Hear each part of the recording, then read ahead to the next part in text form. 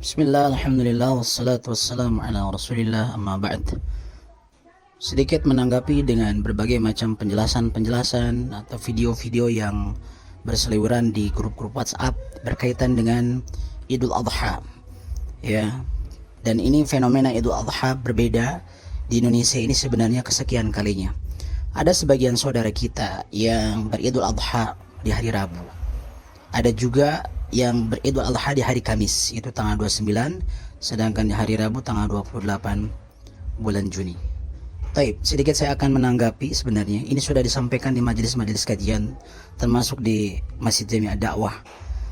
Sebenarnya kami sarankan ya untuk mengikuti ya dalam hal ini adalah keputusan pemerintah. Ini adalah yang terbaik dan yang sunnah. Karena berdasarkan sabda Nabi alaihi salatu wassalam, as-sawm yawma tasumun wal fitru yawma tuftirun wal adha yawma tudahun.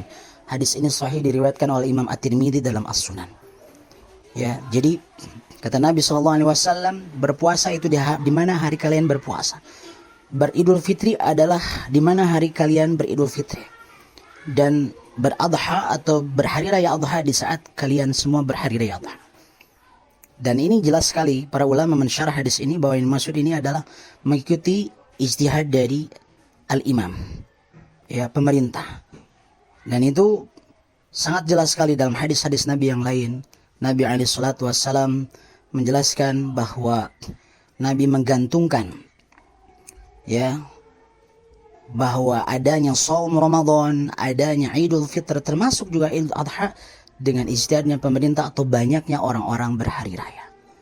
Lalu yang kedua, timbul misalkan ada pendapat-pendapat sebagian orang, ya kita tidak pungkiri misalkan ya mereka berijtihad. Namun saya sampaikan, dan ini banyak orang yang tidak tahu, bahwa sebenarnya puasa Arafah itu sebenarnya awalnya ini memang sudah disyariatkan. Jadi istilah puasa Arafah itu tidak ada kelaziman, tidak ada hubungannya dengan wukuf di Arafah.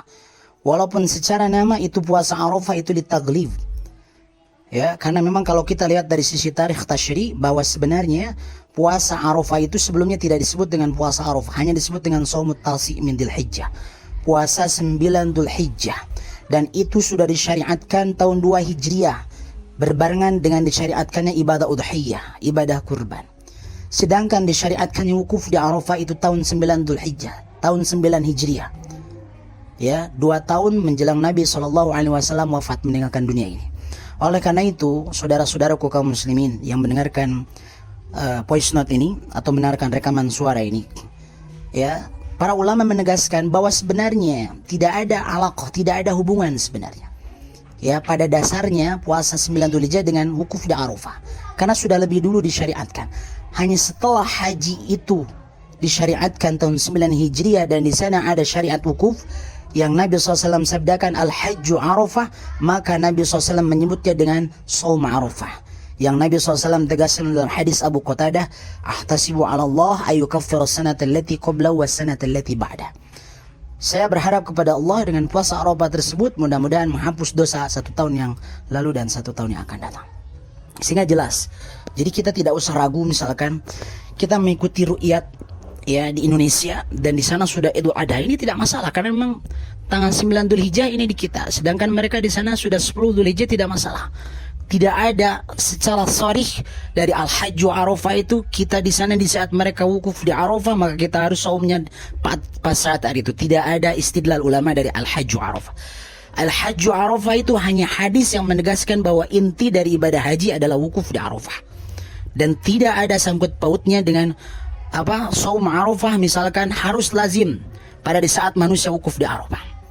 Itu yang kedua. Lalu yang ketiga, ya mengenai masalah hilal, hadirin sekalian, jamaah dan saudara-saudaraku yang dirahmati Allah Subhanahu wa taala, bahwa sebenarnya seperti Syekh Utsaimin rahimahullah, fatwa-fatwa ulama dari Arab Saudi menganjurkan bahwa likulli ahli baladin ru'yatuhum, setiap penduduk ya dari satu negeri mereka memiliki ru'yatnya masing-masing. Ulama-ulama Arab Saudi pun menganjurkan kita mengikuti ru'yat negara kita. Ya, dalam sisi zona waktu jelas-jelas kita dengan Arab Saudi ini berbeda. Ya, bagaimanapun juga kita tidak diharuskan kita harus mengikuti Arab Saudi. Kalau memang kita berhari raya Idul Fitri, bersaum Ramadan, Idul Adha harus ikut Arab Saudi juga, otomatis kelaziman sholat 5 waktu pun harus ikut Arab Saudi. Kenapa tidak ikut Arab Saudi? Ini logisnya seperti itu. Ya, tapi namun kita mengedepankan dalil, mudah-mudahan Allah Subhanahu wa taala mempersatukan kita dalam kebenaran. Semoga Allah Subhanahu wa taala memberikan kelapangan hati untuk kita semua, dan semoga perbedaan Idul Adha tahun ini semoga tidak menjadi perdebatan dan permasalahan. Bagi antum yang Idul Adha mengikuti Arab Saudi, tafadhal. Ya, bagi antum yang mengikuti keputusan pemerintah, maka alhamdulillah, semoga Allah Ta'ala memberikan pahala untuk kita semua karena mengikuti as-sunnah. Sallallahu ala nabiyina Muhammadin wa ala alihi wa sahbihi wa sallam. Assalamualaikum warahmatullahi wabarakatuh.